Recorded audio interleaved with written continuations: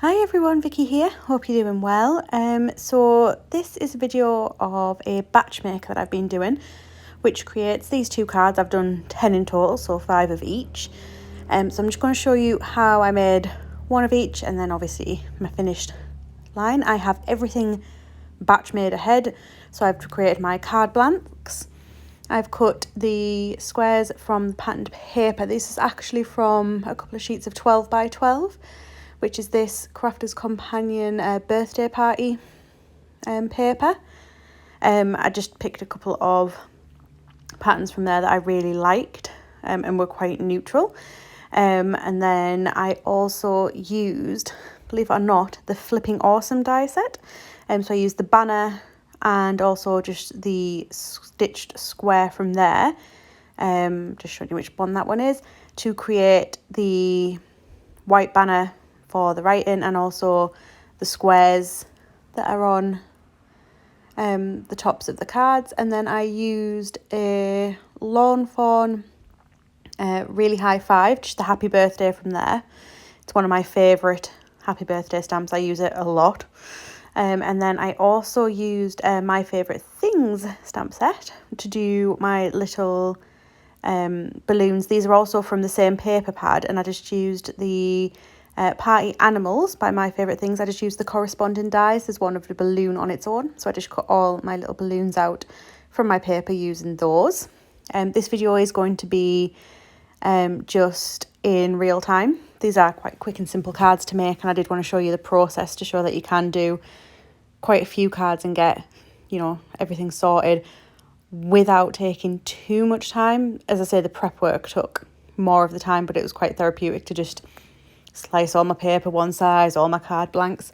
So I'm just using glue for all of these because quite a few of these are getting posted overseas, and obviously postage is a right pain if you have lots of layers, so everything's going to be quite flat to make it easier for postage, and so that hopefully it'll all get there in one nice happy little piece.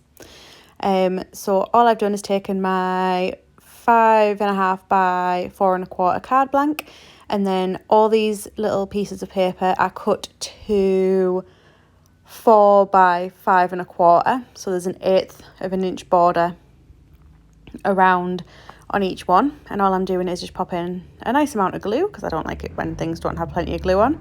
And I'm sorry about that racket in the background. Someone outside thinks it's appropriate to just randomly rev their engine for no apparent reason apart from they just want to. So sorry about that. As I say, this is just gluing going on here to put my layer down. It's a nice new bottle of glue as well, so there's lots in there, which is great. And again, I tend to take my cards and flatten them out when I'm popping a front panel on, just in case it's not perfectly folded.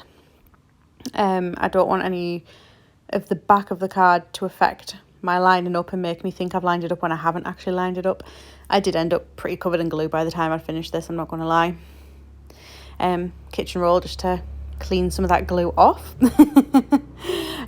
So that's both of those just prepped there, and they've got their backing paper on. So I'm just going to be using some acrylic blocks just to hold things down as I go.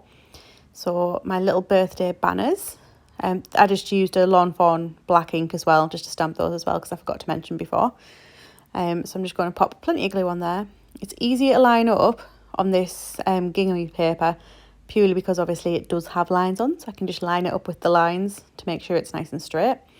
And then I'll pop the block on to keep that in position, and then I can go ahead and process the other one. And I'm just trying to use the grid lines on my cutting mat to try and help with lining that one up, obviously, because the spots don't really make a nice straight line to line it up with.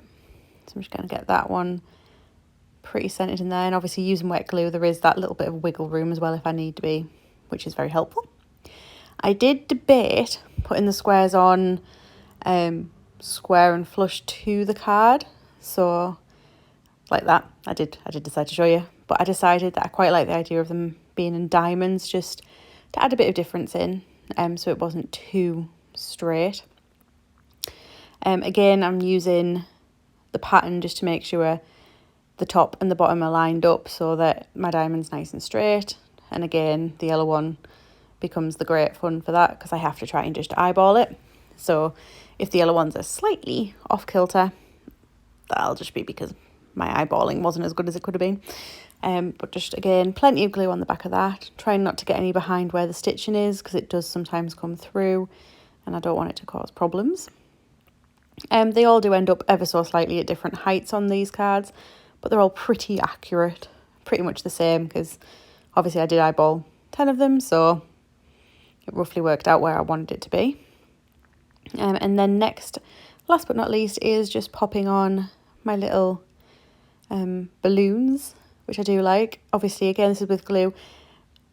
The glue does squirt ever so slightly out from behind the string on the balloon, because it is incredibly fine. So I do have my trusty kitchen roll on hand.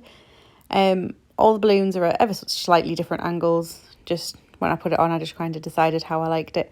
That one I actually dropped. I would have had it straighter, but I dropped it and I didn't want to have glue all over the back, so I decided it can go that way. It'll be fine. And then there was just the other one to pop on there as well. And then that will be those cards done. So I will let you have a bit of a closer look, and then I'll also show you my full stack once I've completed doing them. As I say, these are just nice, simple cards, but they do look quite pretty, especially with all the different pattern papers. I think it does add just a little bit of something. I hope you've enjoyed this. I hope you will think about maybe doing some batch making. It's always good to have cards in your drawer, because there's always a birthday you forget. If you're anything like me, there is always someone's where you suddenly like, oh no, the birthday's in 2 days. Sorry, I don't know why that sounded quite so crazy. But yes, so those are the completed cards. As I say, I do hope you will maybe try out some batch making. If you have enjoyed the video, please do give me a little like and a little comment. Let me know what you think, or if there's anything else you would like to see. If you don't already subscribe but you would like to, I would greatly appreciate it. I do love sharing all my crafty makes with you guys. And if you press the little bell symbol, it'll let you know when my next video is up, which will hopefully be soon. Thank you very much for watching again. Take care, everybody. Bye.